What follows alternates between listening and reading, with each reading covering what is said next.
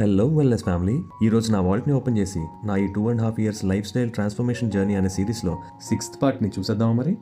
ఇంకా ఎక్సర్సైజ్ పార్ట్కి వస్తే మన లైఫ్లో కంప్లీట్ వెల్నెస్ కావాలంటే బాడీకి రెగ్యులర్ ఎక్సర్సైజ్ కావాలని డిసైడ్ అయ్యానండి. రోజు ఎక్సర్సైజ్ చేస్తే ఫెస్టివల్స్, మ్యారేజ్, పార్టీస్ లాంటి ఒకేషన్స్లో ఒక 2 గులాబ్ జాములు ఎక్కువ తినేయచ్చు కదా అని అనుకున్నారా?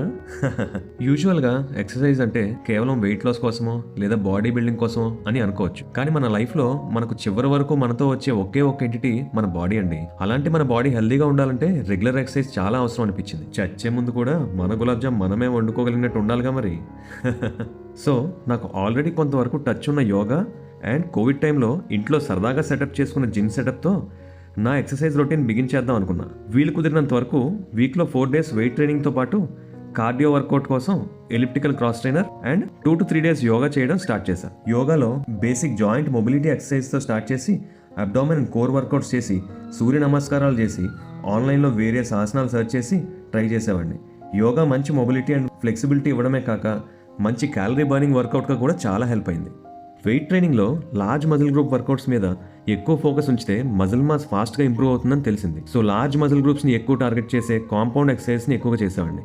మెయిన్గా చెస్ట్ మజిల్ కోసం flat bench press, dumbbell flies, floor pushups, shoulder muscle కోసం overhead barbell press, dumbbell raises, back muscle కోసం deadlift, barbell rows, lat dumbbell workout and leg muscles కోసం weighted barbell squats, weighted lunges, calf raises, ఇలా ఒక workout plan follow అయ్యా. ఈ విధంగా intermediate fasting maintain చేస్తూ balanced nutrient rich whole food diet and yoga and resistance ట్రైనింగ్తో body and health మంచిగా improve అవడం స్టార్ట్ అయిందండి.